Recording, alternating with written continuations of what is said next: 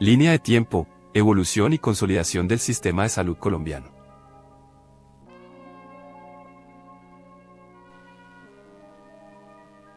Hola, en este video, haremos un recorrido cronológico, contemplando la legislación más relevante que permitió reconocer la salud como un derecho fundamental, dar forma, estructura y definición al sistema de salud colombiano.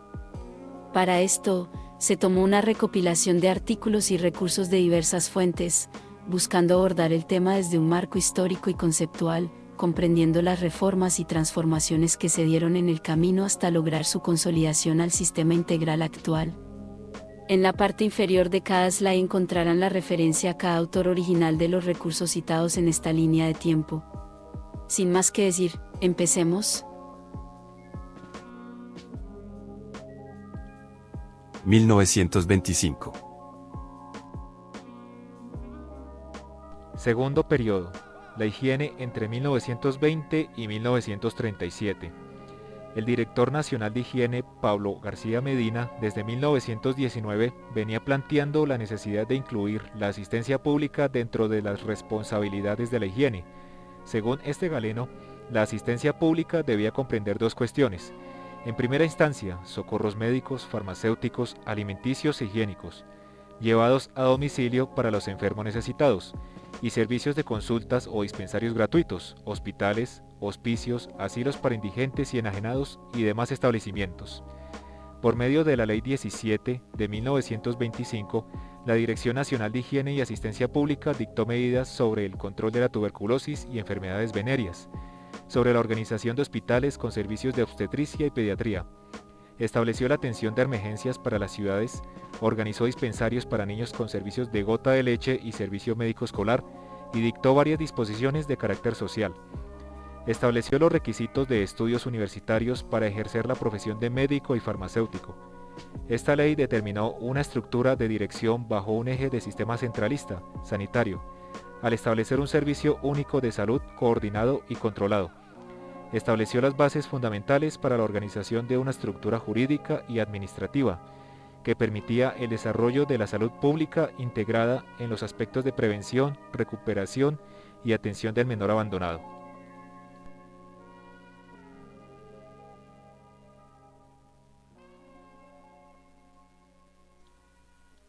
(1946). Mediante la Ley 90 de 1946 se estableció el seguro social obligatorio para cubrir, entre otras, las contingencias derivadas de la invalidez, vejez y muerte. Esta ley señaló quiénes eran asegurados obligatorios y para su dirección y vigilancia creó al Instituto Colombiano de Seguros Sociales, señaló sus funciones y dispuso que la dirección administrativa, financiera y técnica estaría a cargo de un consejo directivo y de un gerente general. La Ley 90 creó el Instituto Colombiano de Seguros Sociales, el cual en el año de 1966 asumió el seguro económico de pensiones, surgiendo como una alternativa de modernización que permitiría atender de manera más eficiente y universal la realidad socioeconómica del país. Este instituto fue creado como una entidad autónoma de derecho social, con personería jurídica independiente y con patrimonio autónomo. Es de resaltar que según las disposiciones de la precipitada Ley 90 de 1946, la vigilancia de este instituto estaba en cabeza de la Superintendencia Bancaria. Bajo este contexto se inició la era del Instituto Colombiano de Seguros Sociales en materia de seguros económicos, aunque su debut se vio enlodado por el antecedente problemático que en materia económica revistió la cobertura de los riesgos de enfermedad común y maternidad, principalmente en razón del déficit presupuestal derivado del atraso en el pago de los aportes estatales, el cual se dice que para el año de 1958 se aproximaba a los 20 millones de pesos. Dentro de este recuento histórico cabe mencionar que el Instituto Colombiano de Seguros Sociales más adelante cambiaría su denominación a Instituto de Seguros Sociales, según lo previsto por el Decreto 1650 de 1977, norma que adicionalmente consagró que las actividades concernientes a los seguros sociales obligatorios eran de utilidad pública e interés social y constituían un servicio público orientado y dirigido por el Estado. De igual forma, este decreto estipuló que el Instituto de Seguros Sociales funcionaría en adelante como un establecimiento público con personería jurídica, autonomía administrativa y patrimonio independiente, adscrito al Ministerio de Trabajo y Seguridad Social, sometido a la dirección y coordinación del Consejo Nacional de Seguros Sociales Obligatorios. Con respecto al sector público, la Ley Sexta de 1945 estableció que el gobierno procedería a organizar la Caja de Previsión Social de los empleados y obreros nacionales, con lo cual se creó Caja ANAL, como un establecimiento público con personería jurídica autónoma vinculada al Ministerio de Trabajo y Seguridad Social, y a cuyo cargo estaría el reconocimiento de las prestaciones oficiales, especialmente la pensión vitalicia de jubilación, la pensión de invalidez y el seguro por muerte, entre otras. Más adelante, en virtud de lo estipulado por el Decreto 2661 de 1960, esta caja cambiaría su denominación a Caja de Revisión Social de Comunicaciones, CAPRECOM, convirtiéndose en un establecimiento público con autonomía jurídica, administrativa y patrimonial, y con la entrada en vigencia del Decreto 3267 de 1963, asumió el reconocimiento de las prestaciones sociales y los servicios asistenciales a sus empleados, de los del Ministerio de Comunicaciones, la Administración Postal Nacional, la Empresa Nacional de Telecomunicaciones y del Instituto Nacional de Radio y Televisión.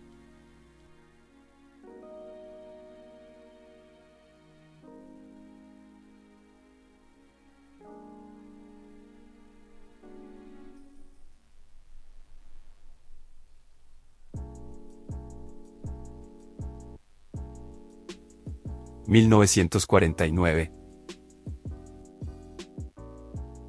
El origen del Año Rural se remonta al 27 de diciembre de 1949, cuando el presidente Mariano Ospina Pérez, en medio de un fuerte enfrentamiento entre liberales y conservadores, expide un decreto de estado de sitio, el 3842, para buscar la protección de la comunidad y la conservación de la salud a través de un plan metódico diseñado por el ministro de Higiene. En medio de la censura a la prensa y medios de comunicación de aquel momento, dicho decreto creó el Servicio de Salubridad Rural en reemplazo del año de internado rotatorio. Entonces, para solucionar la falta de servicios de salud en las regiones rurales, se establecen equipos de salud acordes al tamaño de los municipios y se empiezan a organizar los puestos de salud, los centros de salud, conformados por médico, odontólogo, auxiliar de enfermería, visitadora de higiene pública e inspector de higiene, y las direcciones municipales o departamentales. En los años siguientes, el servicio se convirtió en un requisito para obtener el título y la tarjeta profesional. Sin embargo, en 1957 se vuelve a implementar el internado para completar los 6 años de formación de posgrado y el tiempo de servicio se vuelve una formalidad para la expedición de la tarjeta profesional. En 1981, por medio de la Ley 50, expedida por el ministro de Salud Pública, Dr. Alfonso Jaramillo Salazar, y promovida por el Dr. Héctor Abad Gómez, surge el Servicio Social Obligatorio, SSO, y desaparece la denominación del Año Rural. La ley también consagró al Consejo Nacional, coordinador del Servicio Social Obligatorio, adscrito al ICFES, el cual asignaba las plazas para los profesionales de salud, la duración, la clase de establecimiento para ejecutarlo, tipo SSO,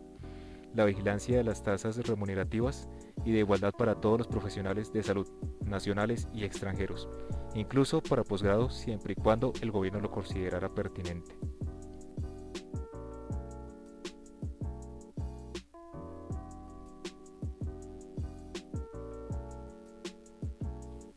(1960). Los cambios en la orientación política y teórica de la Organización Panamericana de Salud se articularon a la dinámica política regional de una manera que favorecía la inversión en salud por parte de los estados. El gran objetivo proclamado por la Carta de Punta del Este en materia de salud parece redactado por la OPS: aumentar en un mínimo de 5 años la esperanza de vida al nacer, elevar la capacidad de aprender y producir, mejorando la salud individual y colectiva. Para el logro del objetivo estratégico se introdujeron criterios que deberían gobernar las relaciones entre el gobierno, sociedad, economía y salud. Primero, el reconocimiento de que la salud era una inversión y no un gasto. Segundo, la utilización de la planificación como instrumento para la toma de decisiones en relación con la asignación y uso de los recursos. Y tercero, la integración de las actividades de promoción, prevención, curación y rehabilitación, y la coordinación entre los distintos subsectores responsables de esas actividades, particularmente entre los servicios de salud de los ministerios de salud y los del Seguro Social. Esta resolución permitiría que se establecieran mecanismos de articulación entre la salud y los planes generales de desarrollo económico y social de los gobiernos y, al mismo tiempo, formular un plan nacional de salud orientado a hacer el mejor uso posible de los recursos públicos y privados disponibles para la protección, promoción y restauración de la salud. Para cumplir este propósito, se reunió en Washington en 1962 el Grupo Asesor sobre Atención Médica, convocado por la OPS con el apoyo de la Organización de Estados Americanos. El grupo recomendó la integración de los servicios de prevención, curación y rehabilitación y la coordinación entre las agencias del Estado, por lo menos en el nivel de la planeación. Para el grupo asesor, la integración pasaba por la definición conceptual de lo que se entendía por atención médica, y esto se hizo desde dos enfoques: el técnico-científico y el étnico-político. El grupo asesor recomendaba también una organización de los servicios de atención médica en tres niveles: nacional, intermedio y local. El nivel nacional debería tener funciones normativas, los demás, actuando de manera descentralizada, tendrían funciones ejecutivas. El grupo recomendó desarrollar un plan único de atención médica constituido con la participación de los distintos actores del sector, incluido dentro del Programa Nacional de Salud y articulado al Plan General de Desarrollo Económico y Social.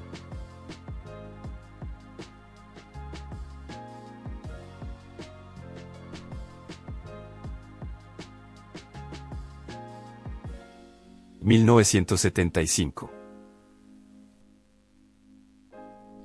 Durante esta época, el sector salud se vio influenciado por el proceso de descentralización, siendo uno de los pasos que se debían surtir, la transformación institucional, que consistía específicamente en que los hospitales públicos se transformaban en empresas sociales del Estado. Esto implicaba transferir acciones administrativas a las empresas, con el objetivo de prestar servicios de salud en forma directa, bajo un régimen jurídico. El Sistema Nacional de Salud en Colombia fue creado legalmente en 1973 y reglamentado en 1975, con los decretos 056 y 350, los cuales tenían como principales características la centralización de las funciones de direccionamiento, financiación y control en el Ministerio de Salud, con la administración desconcentrada de personal y de algunas instituciones en los servicios seccionales de salud, las cuales correspondían a cada departamento o niveles subnacionales. En ese sistema era nula la injerencia de los entes territoriales de carácter departamental y municipal en la dirección y operación. En este esquema prevalecía la concentración de la dirección técnica de los servicios en las unidades regionales, dependientes del Ministerio de Salud. Los hospitales operaban sin autonomía administrativa,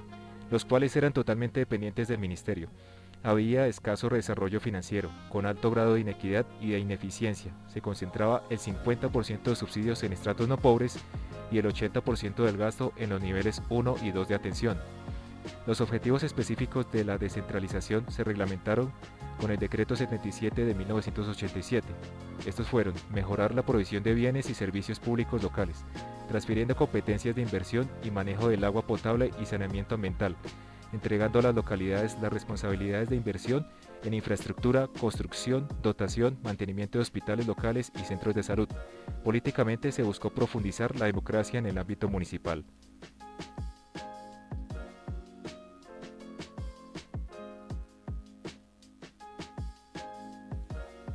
(1990)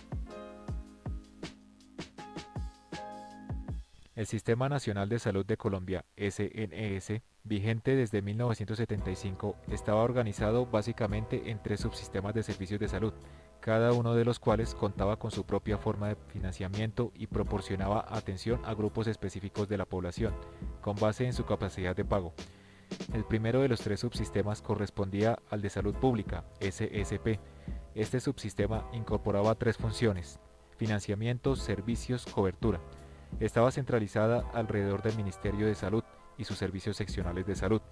Los organismos e instituciones que los conformaban se financiaban vía subsidios a la oferta procedentes de los ingresos corrientes de la nación y de otras fuentes públicas de destinación específica. Le correspondía cubrir al 75% de la población de más bajos ingresos, pero en el mejor de los casos alcanzaba solo al 40%, con un paquete de servicios de baja calidad que le demandaba al país el 40% del gasto total en salud. Los seguros sociales, administrados por el Instituto de Seguros Sociales ISS, y cerca de 1000 cajas de previsión conformaban el segundo subsistema.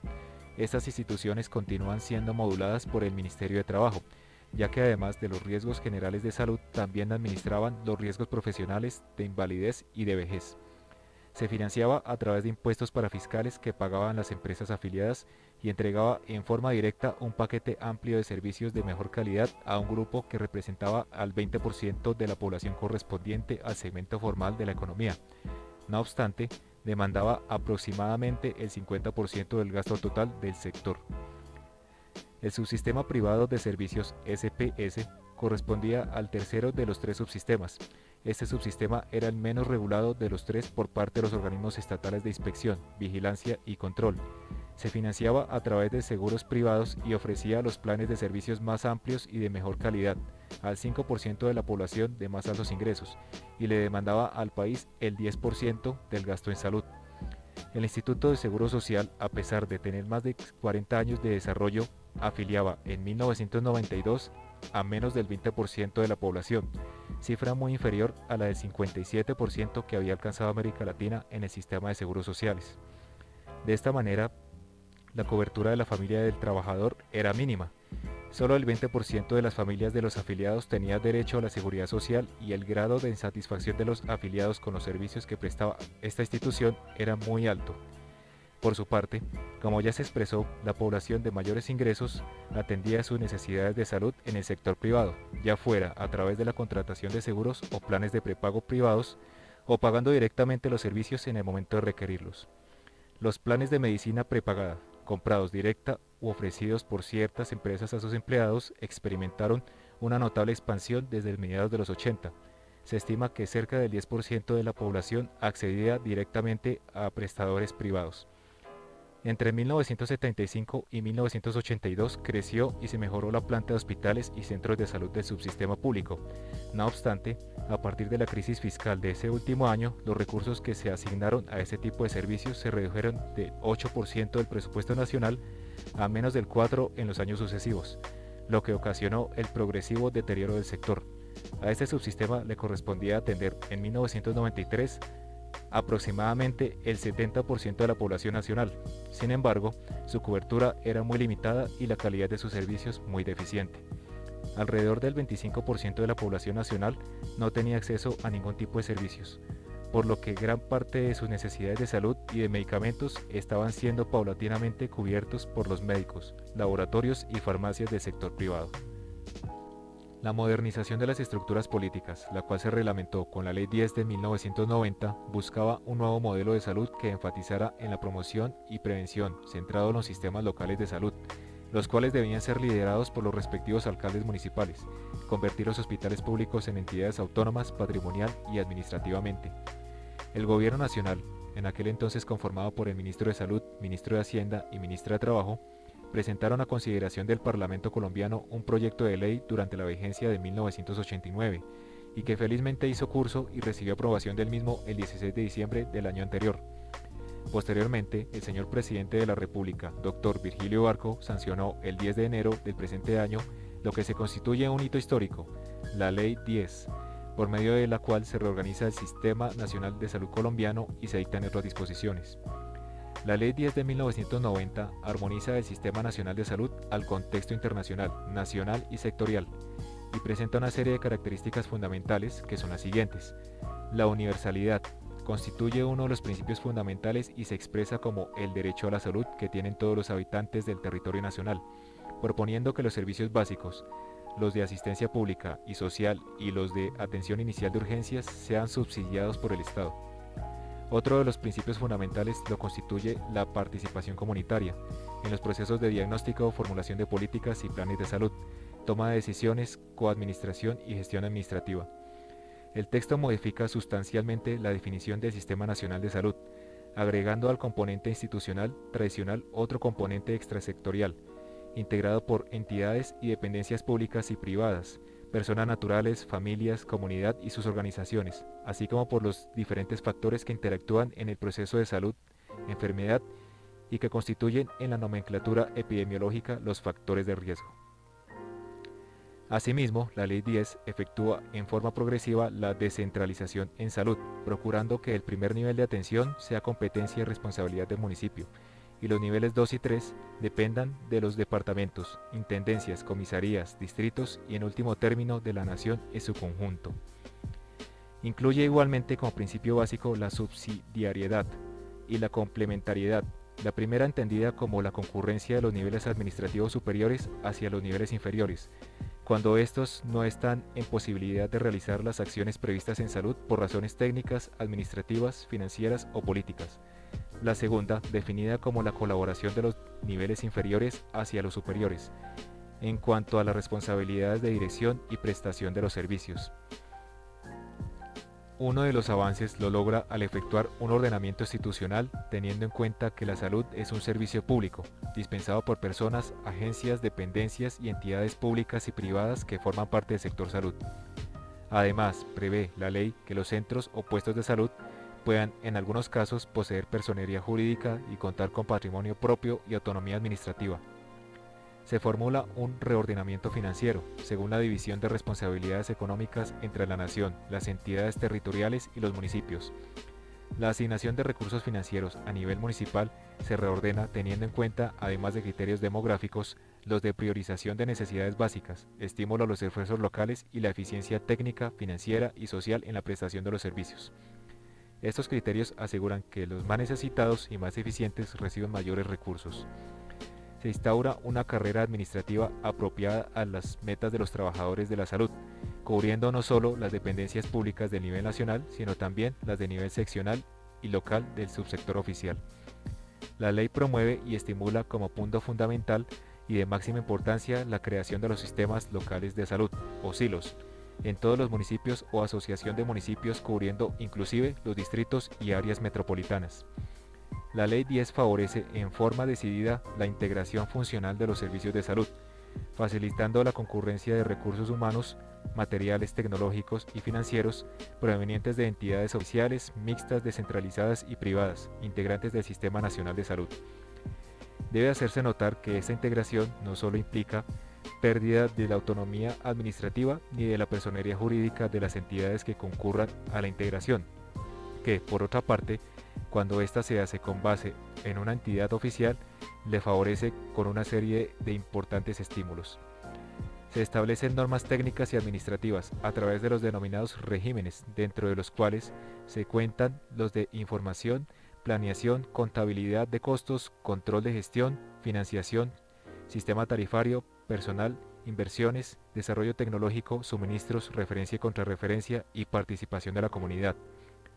Además de los principios básicos y aspectos generales que constituyen parte integral del título primero, cuenta con 4 títulos más que en orden secuente son: Organización y administración del servicio público de salud, prestación de servicios de salud por personas privadas, régimen de administración de personal, aspectos fiscales y tarifarios. Para organizar y administrar los servicios de salud se establecen 3 niveles de dirección superior a cargo del Ministerio de Salud, dirección seccional a cargo de las secretarías, institutos u organismos directivos que los departamentos, intendencias, comisarías y distritos se estructuren, dirección municipal a cargo de secretarías o dependencias que se creen u organicen para tal efecto.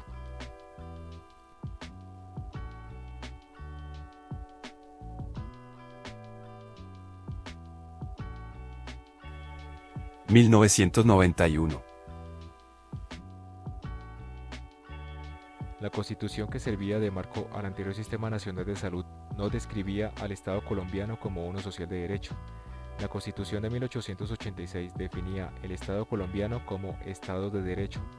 La Constitución Política de 1991 introduce una palabra a la descripción inicial del Estado. Colombia ahora es un Estado social de derecho. La inclusión de la palabra social tiene profundas implicaciones en la manera de concebir el Estado y sus responsabilidades para con los habitantes del territorio nacional. Los servicios de salud que antes se prestaban a los colombianos bajo un esquema de beneficencia pública se convierten ahora en un derecho de las personas. Esta nueva concepción trae profundas implicaciones de tipo legal y económica para el Estado, quien ahora deberá garantizar el acceso a la atención en salud a través del diseño de un sistema de salud que organiza las instituciones, sean públicas o privadas, los recursos físicos y financieros dentro de un ordenamiento jurídico que le permita a los colombianos acceder a un ambiente saludable y a los servicios de salud a través de un sistema de aseguramiento o sistema de seguridad social en salud. El proceso de descentralización que adelantó durante la década de los 90 buscó cumplir con uno de los propósitos de la Constitución de 1991, que consiste en consolidar a Colombia como una república unitaria, descentralizada y con autonomía de sus entidades territoriales. La Constitución de 1991 sugiere desde el preámbulo un gran cambio de contenido político en la concepción de la protección social como un derecho colectivo, en sustitución de la noción de asistencia pública como beneficio gratuito y caritativo presente en la Constitución de 1886. En nuestra Constitución, el derecho a la salud y el derecho a la seguridad social se encuentran consagrados como servicios públicos, cuyo fundamento jurídico comprende el artículo 49, el cual señala que la atención en salud y el saneamiento ambiental son servicios públicos a cargo del Estado, y el artículo 48 que consagra que la seguridad social tiene carácter obligatorio, que se prestará bajo la dirección del Estado, que en sujeción a los principios de eficiencia, universalidad y solidaridad. Existen otras normas constitucionales que se relacionan con el derecho a la salud, como el derecho a la vida, artículo 11, el derecho a la igualdad, según el cual el Estado protegerá especialmente a aquellas personas que por su condición económica, física o mental se encuentran en circunstancias de debilidad manifiesta, artículo 13, el cual establece el bienestar general y el mejoramiento de la calidad de vida de la población y la solución de las necesidades insatisfechas en salud, educación, de saneamiento ambiental y de agua potable como fines sociales del Estado, artículo 366. También podemos señalar los artículos 300, 356 y 357, los cuales hacen referencia a la descentralización de recursos del Sistema General de Participaciones, dándoles prioridad a los servicios de salud y educación. Constitucionalmente también se plantea que el servicio de salud y saneamiento ambiental, por ser servicios públicos, establecen unas competencias a la nación, a los entes territoriales para que presten dichos servicios bajo la vigilancia y control del Estado. En materia de promoción de salud, la Constitución tiene aportes importantes, tales como que el Estado, a cualquier nivel de administración, garantizará a la población de menores ingresos el acceso a niveles mínimos adecuados de los servicios públicos básicos, brindándoles apoyo a través del otorgamiento de subsidios establecidos por la Constitución para las áreas de acceso a la salud, a la educación, pues para lo cual se hace necesario que el Estado garantice la prestación de un mínimo de servicios básicos a la población y atención en salud gratuita a los menores de 1 año que no tengan el servicio, artículos 49 y 67.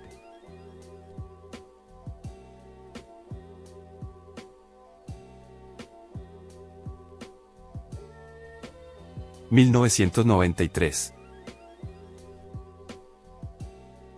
La Ley 100 de 1993 creó el Sistema General de la Seguridad Social Integral, el cual se compone de los siguientes subsistemas: pensiones, salud, riesgos profesionales y servicios sociales complementarios.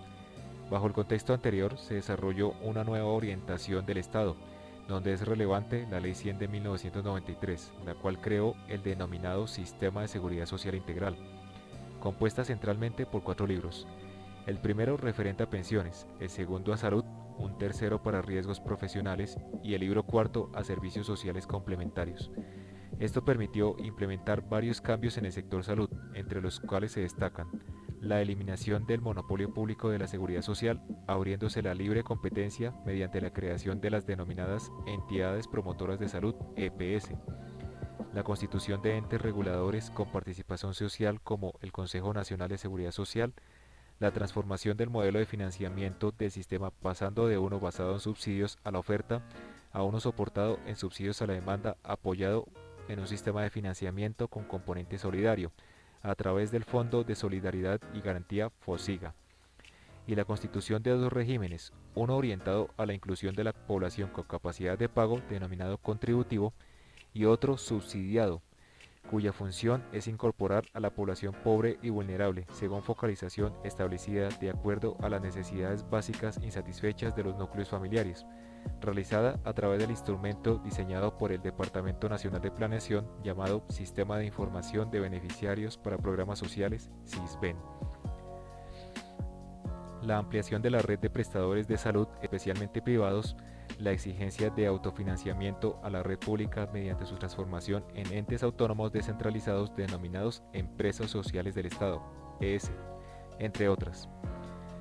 Con la Ley 100 de 1993 se buscaba como objetivos enmarcados en la descentralización el gestionar la creación, la contratación y la ampliación del régimen subsidiado, en el cual participaran los departamentos y municipios con la suscripción de contratos tripartitos para administrar los recursos del régimen subsidiado en salud, constituyendo progresivamente los recursos de subsidios a la oferta por recursos de subsidios a la demanda con una directa participación de los entes subnacionales, al igual que la transformación de los hospitales públicos en empresas sociales del Estado. A los departamentos y municipios se les otorgó propiedad sobre los hospitales públicos y responsabilidad de coordinar la provisión de los servicios de salud dentro de sus respectivas jurisdicciones.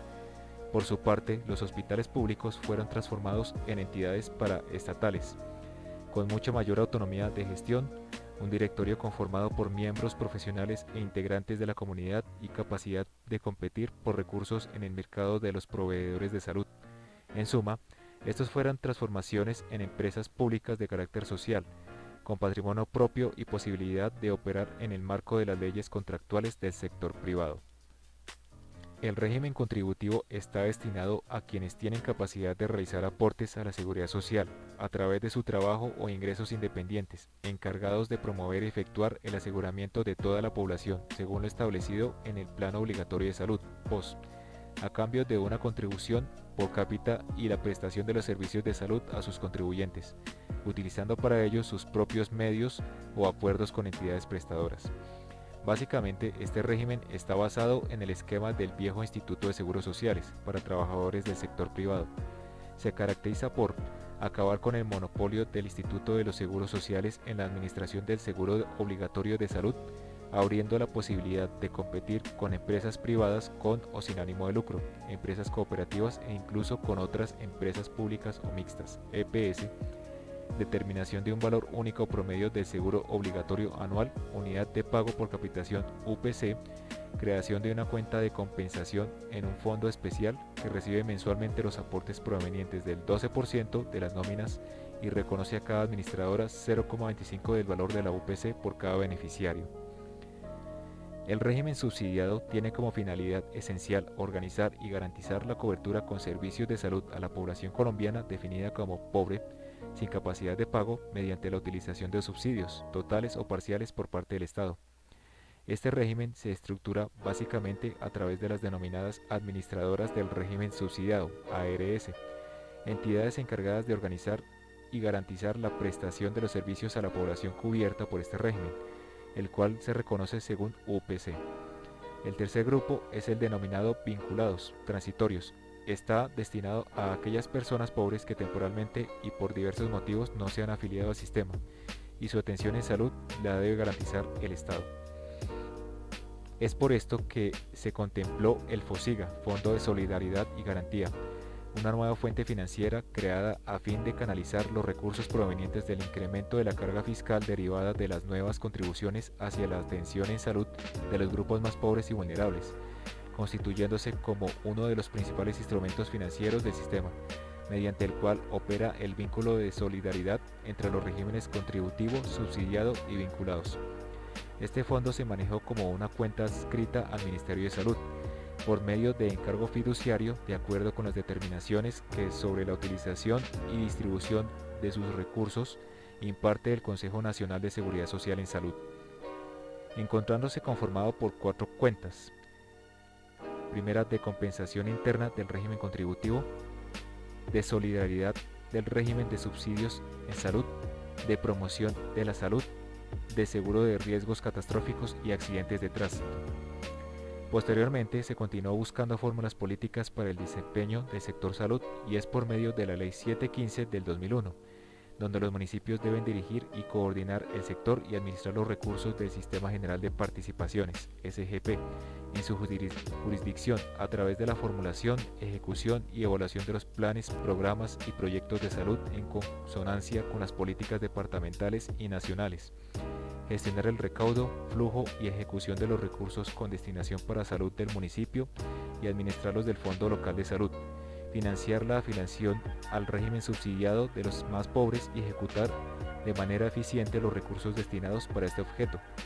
y promover la afiliación al régimen contributivo del SGP en su localidad.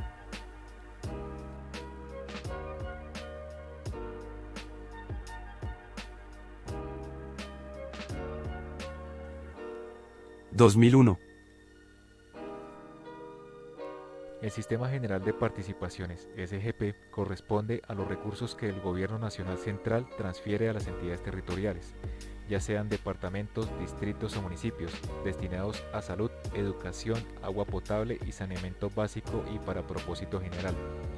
Los artículos 356 y 357 de la Constitución Política de 1991 establecieron nuevas responsabilidades a los gobiernos subnacionales, así como también los recursos necesarios para ejercerlas, profundizando en el proceso de la descentralización política y administrativa de Colombia. Esta legislación definió inicialmente dos mecanismos a través de los cuales el gobierno nacional transferiría recursos a las entidades territoriales. El situado fiscal, por un lado, representaba los recursos que el gobierno nacional central asignaba a los departamentos, al distrito capital y a los distritos de Cartagena, Barranquilla y Santa Marta, con el fin de financiar la salud y la educación en estas entidades territoriales. Se estableció como un porcentaje creciente de los ingresos corrientes de la nación, que permitiría cubrir de manera adecuada los servicios públicos para los cuales está destinado. Las transferencias a los municipios se hacían a través de lo que se conocía como las participaciones municipales. Estos recursos estaban destinados a sectores específicos tales como educación, salud y agua potable y saneamiento básico. Al igual que en el caso del situado fiscal, el crecimiento de las participaciones estaba ligado a los ingresos corrientes de la nación. La distribución de los recursos y competencias de las que tratan los artículos 356 y 357 de la Constitución Política de Colombia fue reglamentada por la Ley 60 de 1993. Inicialmente se estableció que se debía distribuir el 15% del situado fiscal entre los departamentos y distritos especiales de Bogotá, Cartagena, Barranquilla y Santa Marta, en partes iguales, y el 85% restante dependía de la población atendida en el año anterior y la población por atender en salud y educación, considerando el esfuerzo fiscal ponderado y la eficiencia administrativa de cada entidad territorial. Como mínimo, cada entidad territorial debía destinar el 60% de los recursos del situado fiscal al financiamiento de la educación y un 20% a salud. El 20% restante podía ser destinado a salud o educación, dependiendo de las metas de coberturas en estos dos sectores. Los departamentos se encargarían de distribuir los recursos entre sus municipios de acuerdo con los mismos criterios de población atendida, histórica y población por atender. En caso de las participaciones, 30% debía destinarse a educación, 25% a salud, 20% a agua potable y saneamiento básico, 5% recreación y cultura y el restante 20% a libre inversión. Con la caída del Producto Interno Bruto a finales de los años 90 se redujo el recaudo tributario y también los ingresos por concepto de transferencias a los departamentos y distritos, pues estos eran un porcentaje de los ingresos corrientes de la nación. Dicha situación estaba comprometiendo la sostenibilidad de las coberturas en educación y en salud.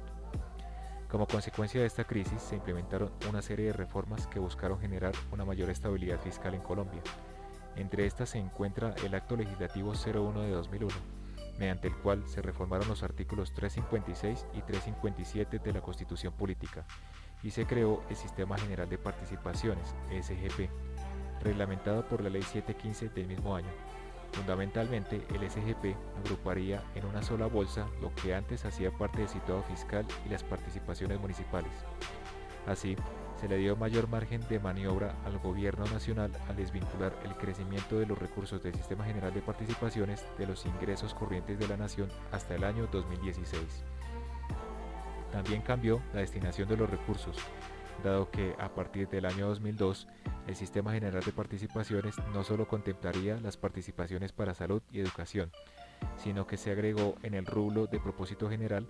lo que corresponde a agua potable y saneamiento básico, recreación, cultura y deporte, libre destinación, recursos para los resguardos indígenas y los municipios ribereños al río Magdalena, financiamiento de programas de alimentación escolar en los distritos y municipios, y recursos para el Fondo Nacional de Pensiones de las Entidades Territoriales, FONPET. Para la distribución de los recursos, la Ley 715 de 2001 inicialmente descontaba el 4% de los recursos del SGP para ser distribuido entre los resguardos indígenas, 0.52%, municipios ribereños al río Magdalena, 0.08%, municipios y distritos para los programas de alimentación escolar, 0.5%, y para el FONPET, 2.9%. Una vez descontados estos recursos, la participación para el sector educativo se estableció en 58.5%, para el sector de salud fue de 24.5% y para propósito general el restante 17%. Vale la pena resaltar que, a diferencia de lo establecido por la Ley 60 de 1993, en la cual se fijó un porcentaje de recursos que luego se repartiría entre los departamentos y distritos para después ser distribuido en los diferentes sectores, con la Ley 715 primero se estableció un porcentaje de recursos para cada uno de los sectores que posteriormente se repartiría entre los municipios, distritos y departamentos.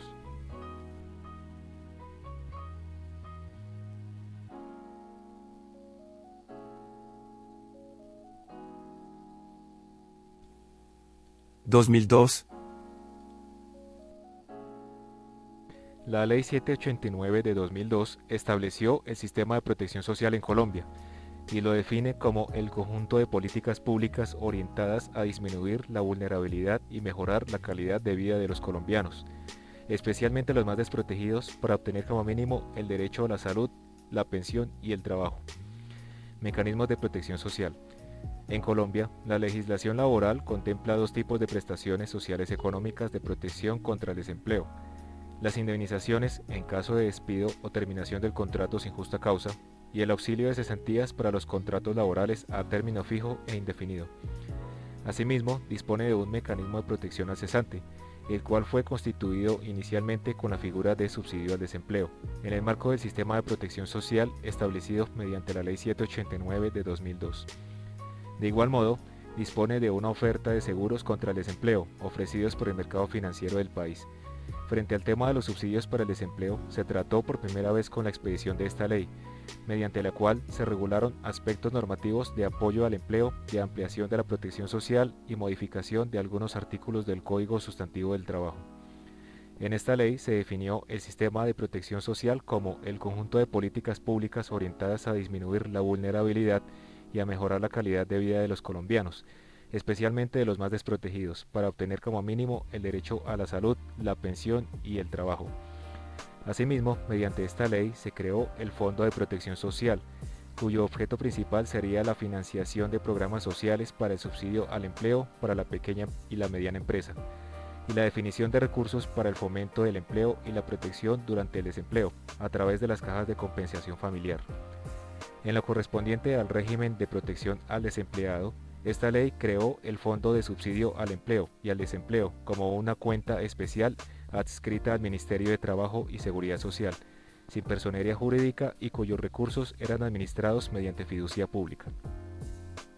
De este modo, se creó el primer subsidio al desempleo, el cual consistía en 1.5 salarios mínimos legales vigentes, distribuido en 6 cuotas iguales, no otorgadas en dinero, sino en bonos para la alimentación, educación o el pago de la seguridad social. Los beneficiarios de este subsidio solo podrían recibirlo una sola vez en su vida, y para ello debían cumplir con los requisitos establecidos por el gobierno nacional, como el requerimiento de que la persona hubiese realizado aportes durante un año, o 2 para los trabajadores independientes, a una caja de compensación familiar y demostrar que estaba desempleado. Dicho subsidio de desempleo fue sustituido por lo que hoy se conoce como el mecanismo de protección al cesante, denominados por mucho como el Seguro de Desempleo Colombiano, creado mediante la Ley 1636 de junio de 2013, bajo la administración de las cajas de compensación familiar. Por otra parte, las compañías de seguros y las entidades del sector financiero están facultadas por la Superintendencia Financiera para ofrecer el seguro privado de desempleo. En general, las entidades bancarias son las que poseen mayor interés en que las personas clientas de sus servicios de crédito adquieran dichos seguros, con el fin de garantizar el cumplimiento de la obligación financiera en caso de desempleo.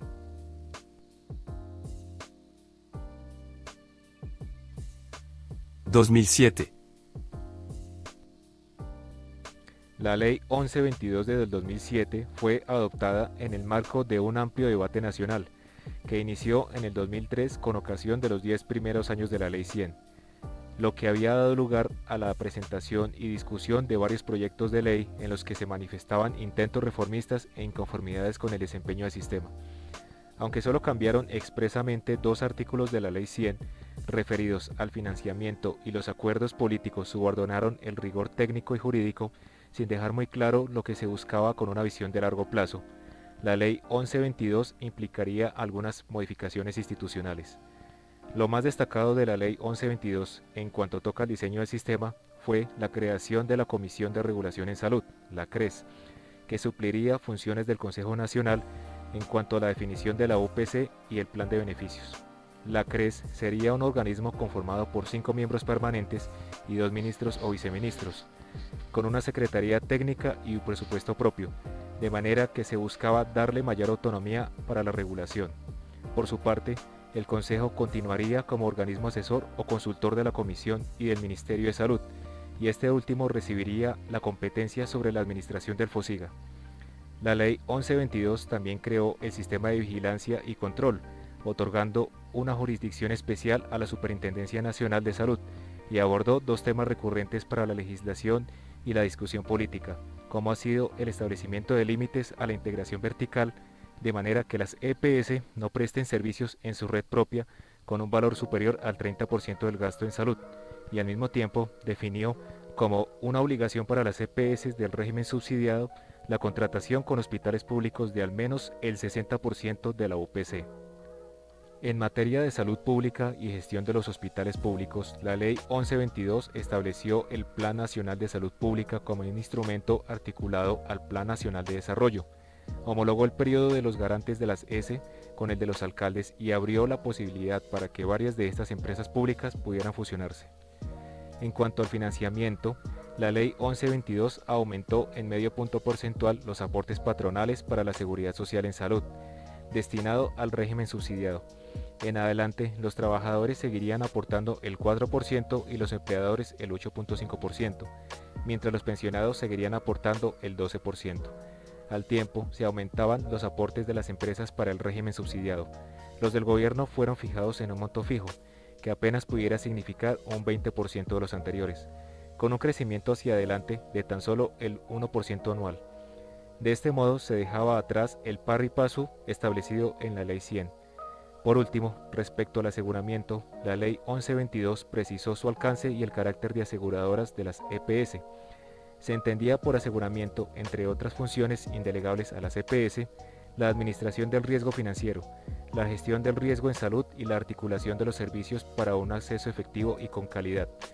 Sobre cobertura, que en 2006 ascendía al 82.7%, pero aún se mantenía la diferencia en los contenidos de los planes de beneficios. En esta ley se planteó la meta de afiliar al régimen subsidiado al 100% de la población de los niveles 1, 2 y 3 del SISBEN en los 3 años siguientes.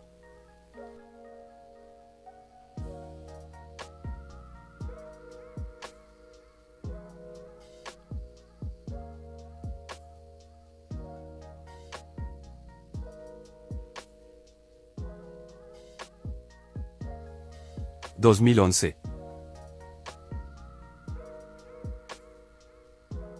Manteniendo el debate sobre la reforma, en 2011 se aprobó la Ley 1438 con la motivación expresa de reformar el sistema de seguridad social en salud. En este caso, se modificaron 5 artículos de la Ley 100 y se derogaron otros 5, con cambios y promesas importantes que pueden dar a pensar un cambio de rumbo del sistema y un mejor desempeño o, en últimas, conducir a una reforma de mayor calado para configurar un nuevo sistema.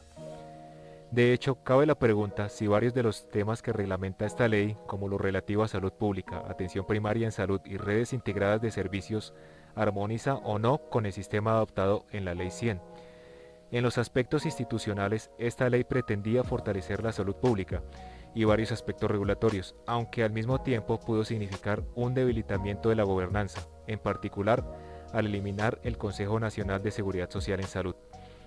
Se destaca la extensión del Plan de Salud Pública para un periodo de 10 años. el primero de los cuales fue adoptado para 2012-2021, la creación de la Comisión Intersectorial de Salud Pública y de un Observatorio Nacional de Salud. No obstante, la comisión que estaría encargada de realizar el seguimiento al plan solo se reglamentó en 2014 mediante la conformación de una instancia gubernamental con la participación de 2 entidades nacionales. Para fortalecer la toma de decisiones en el sistema, especialmente lo que respecta a la adopción de nuevas tecnologías, la Ley 1438 autorizó la creación del Instituto de Evaluación Tecnológica en Salud, IETS, con una corporación mixta sin ánimo de lucro. 10 años después, el IETS está consolidada como la Agencia de Evaluación de Tecnologías Sanitarias y su modelo de organización puede ser un ejemplo para otros países de la región. Con la Ley 1438 también se sentaron las bases para una nueva política farmacéutica nacional, expedida luego mediante el documento CONPES 155 de 2012, y se amplió el alcance de la Comisión Nacional de Precios de Medicamentos y Dispositivos Médicos. Esta ley significó un impulso hacia la cobertura universal, en la medida en que buscaba facilitar el acceso mediante medidas como la portabilidad nacional del aseguramiento, la movilidad entre regímenes y la actualización y la unificación del plan de beneficios. Para ese momento estaba afiliada un 90% de la población, pero todavía la cobertura de los 2 regímenes era diferente y apenas se iniciaba su unificación. En materia de financiamiento se establecieron algunas medidas orientadas a seguir garantizando la cobertura del régimen subsidiado, así como a despejar algunos apoyos financieros para la atención primaria, la promoción y la prevención. De la misma manera, la ley liberó el uso de los recursos del FOSIGA, especialmente el aporte del régimen contributivo para el subsidiado, y dio lugar a cierta formación de unidad de caja.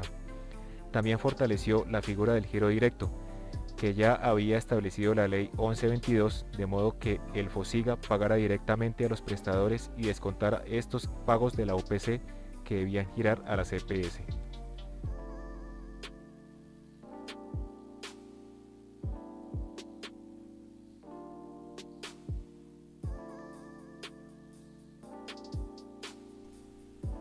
(2015) La salud como derecho fundamental es un concepto relativamente nuevo para nuestro país. Esto no siempre fue así, pues se consideraba un derecho de segunda generación o prestacional. Para que esto fuera una realidad, han transcurrido una serie de cambios normativos, doctrinales y jurisprudenciales a lo largo de la historia. Es así como en la década de los 80, en el Sistema Nacional de Salud, se establecieron unos principios básicos e incipientes que buscaban establecer un servicio público de salud. Entre ellos se encontraba la universalidad, participación ciudadana y comunitaria, subsidiariedad, complementariedad e integración funcional, Ley 10 de 1990. Estos principios buscaban mejorar el acceso a los servicios de salud de la población colombiana, mas seguía dejando la salud como un derecho de segunda categoría. Posteriormente, con la Ley 100 de 1993 se dieron cambios influenciados por las tendencias neoliberales del contexto global, pero se hace un avance importante en cuanto a los principios rectores del ahora llamado Sistema General de Seguridad Social Integral. Se incluyen los principios de eficiencia, solidaridad, integralidad y unidad, estos sin embargo con un enfoque económico de la salud, pues se creó con dicha ley un mercado regulado de salud, en donde las empresas y actores deben ser autosostenibles y velar por el eficiente uso de los recursos. De esta forma, la salud, aunque reconocido como bien supremo, sigue estando supeditado al presupuesto y de esta manera se establecen unos planes de salud con coberturas definidas.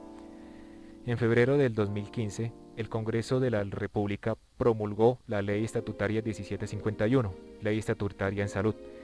que tomó varios elementos del derecho para resaltar su naturaleza como derecho fundamental. De este modo, la Declaración de Derechos Humanos, el Pacto Internacional de Derechos Económicos, Sociales y Culturales, en especial la Observación 14 y la Constitución Política de Colombia, han provisto las bases legales y constitucionales para instituir el derecho fundamental a la salud con base en sus características sustantivas, entre otras que es inherente a la condición humana, es irrenunciable, que no prescribe y que es deber del Estado garantizarlo. Para ello, la citada norma incluye 18 elementos esenciales y principios que pretenden garantizar la prestación de los servicios de salud de una manera que consoliden dicho derecho y lo conviertan en una realidad. Para cumplir con su fin, esta ley introdujo cambios importantes al sistema de salud, tales como la eliminación del plan obligatorio de salud, la creación de mecanismos idóneos para la protección y prevención del derecho, la aplicación de principios rectores al sistema de salud en general y otras directrices.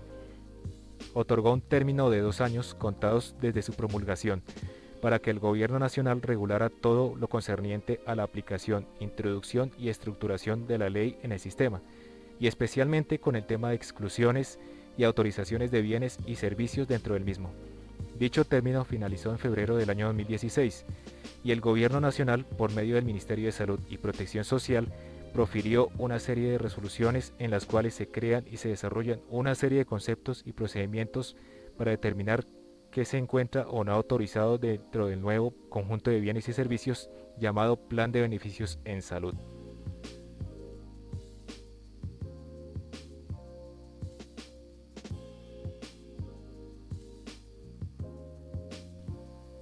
(2016)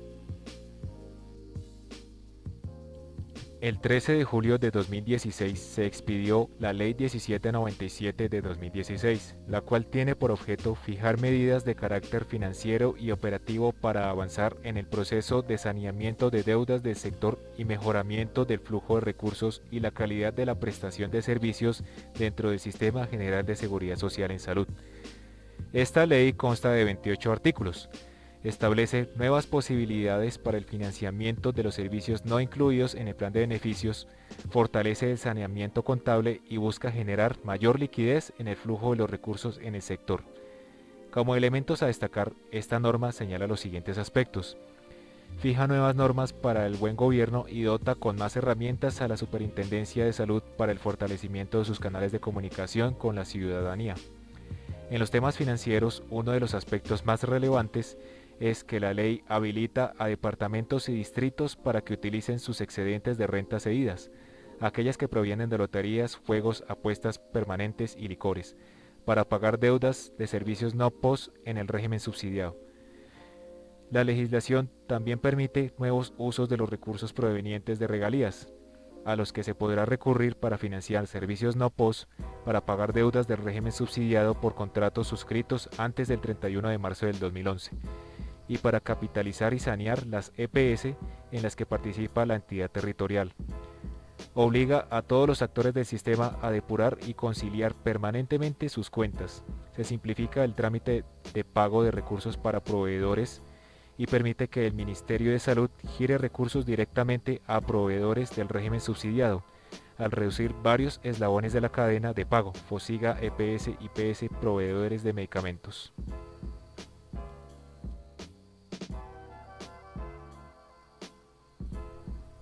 (2017) La administradora de los recursos del Sistema General de Seguridad Social en Salud, ADRES, nació de la necesidad de tener una entidad que tomara el control financiero y de la información del sistema de salud, pues por años su administración estuvo dispersa entre fiduciarias contratistas y el Ministerio de Salud. Fue así como el Ministerio de Salud logró que mediante la Ley 1753 de 2015 le diera vida a la ADRES, una entidad con personería jurídica descentralizada, con autonomía administrativa y financiera que concentrará toda la información de los recursos del sistema de salud. La ADRES comenzó su operación en agosto de 2017 y tenía como primera misión realizar los procesos de liquidación de los pagos periódicos que se le hacen a las EPS por el aseguramiento en salud de los colombianos sin generar complicaciones para el sistema de salud. Para 2018, el sistema de salud tuvo un presupuesto de 45 billones de pesos con el que se debió costear el aseguramiento en salud de los colombianos, los servicios que requieren y están por fuera del plan de beneficios, las atenciones médicas, indemnizaciones y auxilios funerarios de las víctimas de los evasores del SOAT o de eventos catastróficos. La centralización de los recursos del sistema de salud permite garantizar el financiamiento del mismo a través de la figura de unidad de caja. Anteriormente existía el FOSIGA con 5 subcuentas que se debía manejar de manera independiente. Con la unidad de caja hubo la posibilidad de juntar todas las fuentes y darle prioridad al aseguramiento, de manera que si se llega a necesitar algún recurso, fácilmente se puede disponer de otros recursos que estén generando excedentes. Otra de las funciones de la ADRES es recaudar en nombre de las entidades territoriales las rentas de impuestos como el tabaco, licores y juegos de suerte y azar para destinarlas al financiamiento en salud de la población vulnerable de municipios y departamentos. Sin embargo, la idea de un fondo único de los recursos de salud incluía la misión de crear una entidad capaz de realizar análisis de los datos que sirvan como base para las políticas públicas en el sector salud y de los procesos de inspección, vigilancia y control.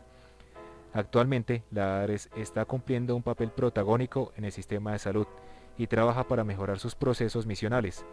con los cuales garantiza un flujo efectivo de los recursos públicos y para convertirse en un modelo de eficiencia y transparencia en el sector público.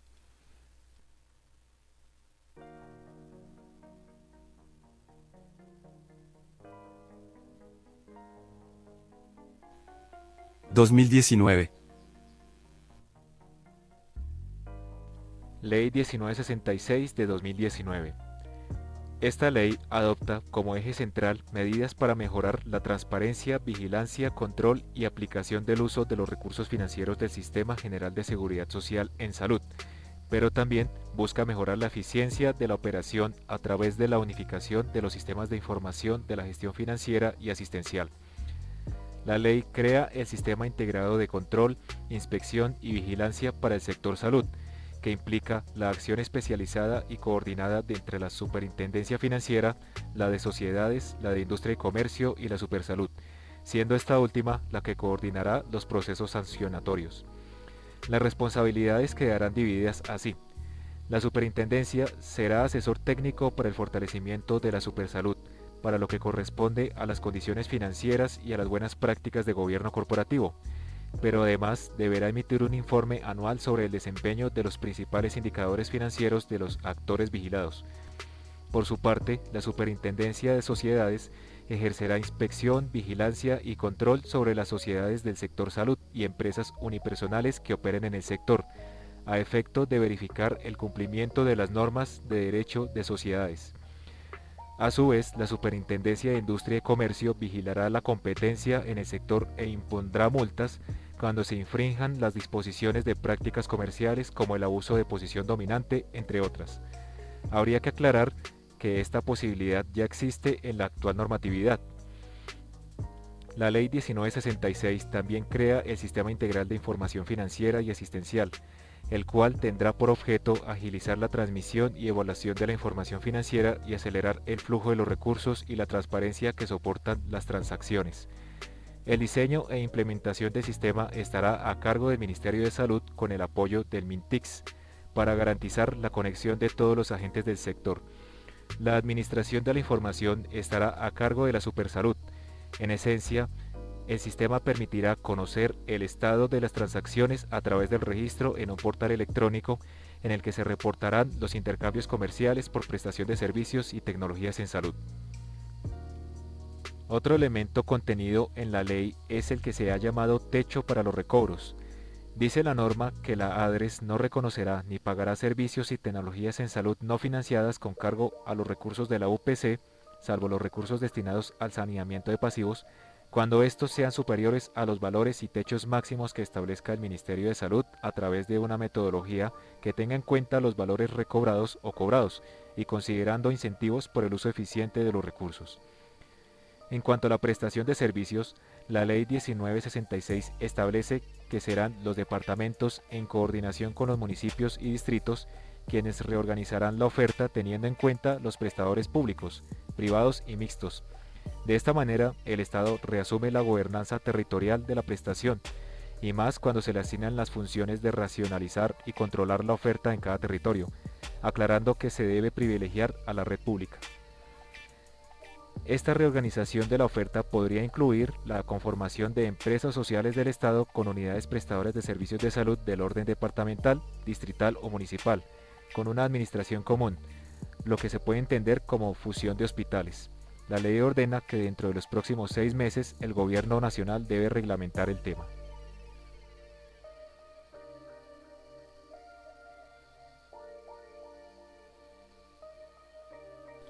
Modelo de Acción Integral Territorial MAITE, Resolución 2626 de 2019, por medio de la cual se adopta el Modelo de Acción Integral Territorial MAITE en reemplazo del Modelo de Atención Integral en Salud MIAS, y que modifica la Política de Atención Integral en Salud País. Su objetivo es enfrentar los problemas de descoordinación y dispersión que se han presentado en el país, En este sentido, el MAITE es un instrumento de gestión que tiene como fin mejorar las condiciones de salud de la población a través de acciones coordinadas entre los agentes del sistema de salud, agentes de otros sistemas y las comunidades, bajo el liderazgo del departamento o del distrito, entidades territoriales que deben identificar las prioridades y establecer acciones operativas por medio de acuerdos con el Ministerio de Salud. MAITE reconoce e incorpora los desarrollos realizados a través de los componentes del Modelo Integral de Atención en Salud, MIAS, y permitirá la coordinación de agentes, usuarios y otros actores a través de unas líneas de acción, con enfoque de salud familiar y comunitaria, territorial, poblacional y diferencial. Alcanzar la cobertura y acceso para todas las personas, propendiendo hacia la generación de mejores condiciones de salud de la población y el goce efectivo del derecho fundamental de la salud. Para la implementación y el seguimiento de la política de atención integral de salud país y del modelo de acción integral territorial MAITE, serán las entidades territoriales, así como las entidades administradoras de planes y beneficios EAPB, de las instituciones prestadoras de servicios de salud de naturaleza pública, privada o mixta, quienes tengan a su cargo acciones en salud relacionadas con la promoción, mantenimiento de la salud, prevención de la enfermedad, diagnóstico, tratamiento, rehabilitación y paliación y muerte digna. Asimismo, este nuevo modelo pretende unificar los elementos y acciones que proporcionan el desarrollo de herramientas, planes, programas, proyectos, normas, documentos técnicos y ejecuciones concretas en el marco de 8 líneas de acción: aseguramiento, salud pública, prestación de servicios, talento humano, en salud, financiamiento, enfoque diferencial, articulación intersectorial y gobernanza. En la resolución se incluye el componente de educación interprofesional en salud, EIP, que busca fortalecer las competencias y la capacidad resolutiva del talento humano.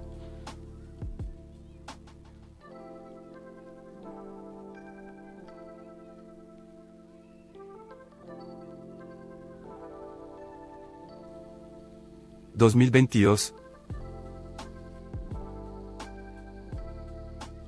El Ministerio de Salud publicó este 28 de marzo el Decreto 441 de 2022, con el que se definen los lineamientos de los modelos de contratación que pasarán a denominarse acuerdos de voluntades entre las entidades responsables del pago, los prestadores de servicios de salud y los proveedores de tecnologías en salud.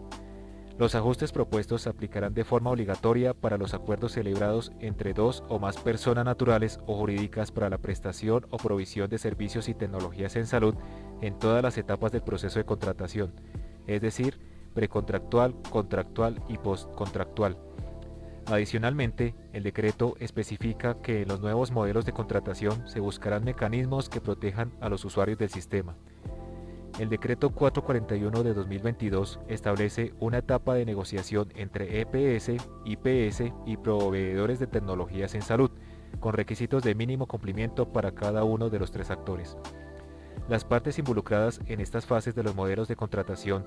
deberán integrar los criterios comunes para la negociación,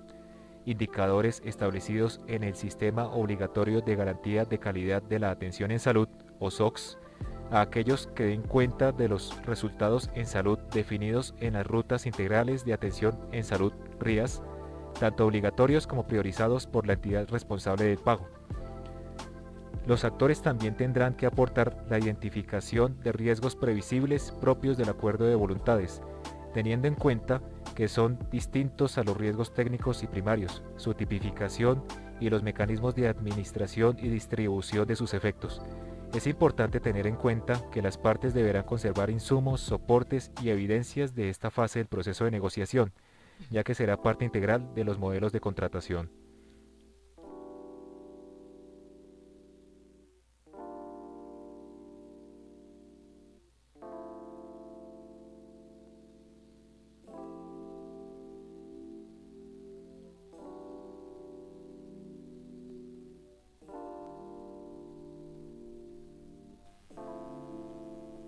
Este fue el recorrido histórico de nuestro sistema de salud colombiano.